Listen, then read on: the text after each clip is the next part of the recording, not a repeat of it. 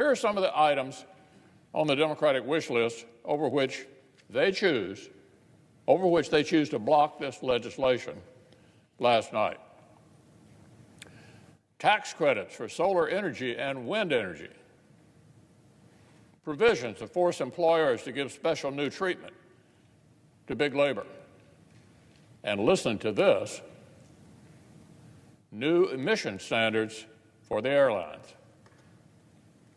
Are you kidding me? This is the moment to debate new regulations that have nothing whatsoever to do with this crisis? That's what they're up to over there. American people need to know it.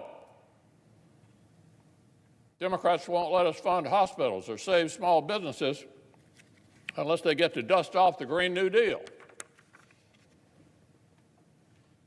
I'd like to see Senate Democrats tell New York City doctors and nurses who are literally overrun as we speak that they're filibustering hospital funding and more masks because they want to argue with the airlines over their carbon footprint?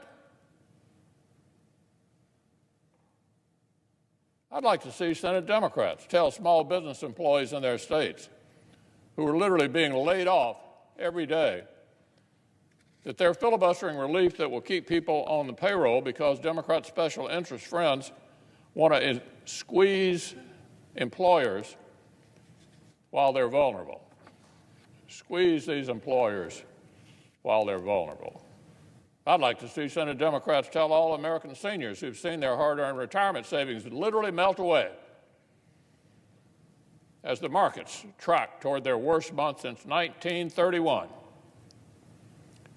that they're continuing to hold up emergency measures over tax credits for solar panels. Tax credits for solar panels.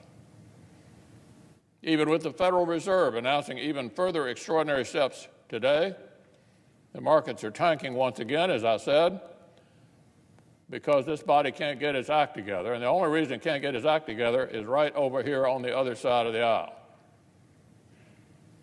So these are just a few of the completely non-germane wish list items that they're rallying behind, preventing us from getting this emergency relief to the American people right now.